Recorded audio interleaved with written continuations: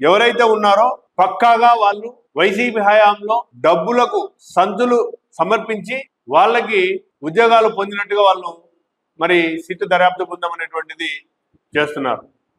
అదేవిధంగా strong room అనేటువంటిది mains పరీక్షా పత్రాలు మూల్యాంకనం తర్వాత 17 రోజుల పాటు స్ట్రాంగ్ రూమ్ లో ప్రశ్నాపత్రాలు జవాబు పత్రాలు అనేటువంటి స్ట్రాంగ్ రూమ్ లో ఉంచారు. అక్కడ సీసీటీవీ ఫుటేజ్ ని ఏర్పాటు చేసినారు. అయితే ఈ సీసీటీవీ భద్రపరిచినటువంటి సీసీటీవీ ప్రాంతంలో, ఈ జవాబు పత్రాలు భద్రపరిచినటువంటి ప్రాంతంలో 2022 ఏప్రిల్ 21 నుంచి 26 వరకు ఈ సీసీ ఫుటేజ్ అనేటువంటిది బ్లర్ గా కనిపిస్తున్నట్టుగా సిట్ దర్యాప్తు బృందం పేర్కొనడం జరిగింది. మళ్ళీ ఆ నెల 30 నుంచి మే 6వ తేదీ వరకు మళ్ళీ సీసీటీవీ ఫుటేజ్ బ్లర్ అయింది.